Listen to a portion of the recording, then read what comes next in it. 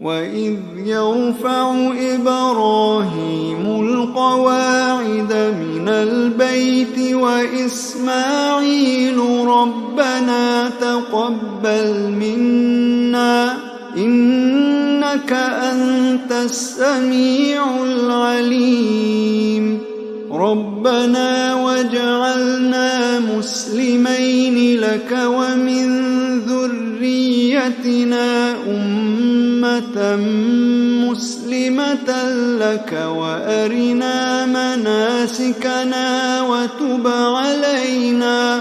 إنك أنت التواب الرحيم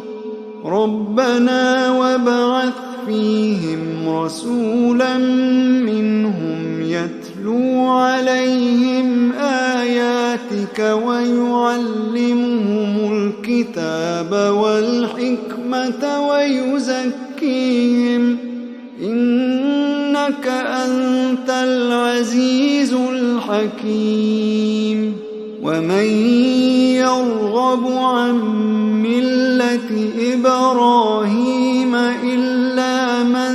سفه نفسه ولقد اصطفيناه في الدنيا وإنه في الآخرة لمن الصالحين إذ قال له ربه أسلم قال أسلمت لرب العالمين ووصى بها إبراهيم بنيه ويعقوب يا بني إن الله اصطفى لكم الدين فلا تموتن إلا وأنتم مسلمون أم كنتم شهداء إذ حضر يعقوب الموت إذ قال لبنيه ما تعبدون من بعدي قالوا نعبد إلهك وإله آبائك إبراهيم وإسماعيل وإسحاق إلها واحدا ونحن له مسلمون تلك أمة قد خلت لها ما كسبت ولكم ما كسبتم ولا تسألون عما كانوا يعملون وقالوا كونوا هودا أو نصارى تهتدوا قل بل ملة إبراهيم حنيفا وما كان من المشركين قولوا آمنا بالله وما أنزل إلينا وما أنزل إلى إبراهيم وإسماعيل وإسحاق ويعقوب والأسباط وما أوتي موسى وعيسى وما أوتي النبيون من ربهم لا نفرق بين أحد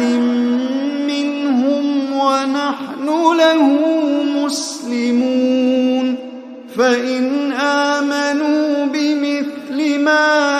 آمنتم به فقد اهتدوا وإن تولوا فإنما هم في شقاق فسيكفيكهم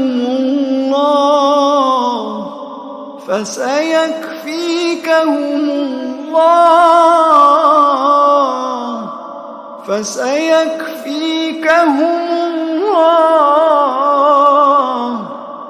وهو السميع العليم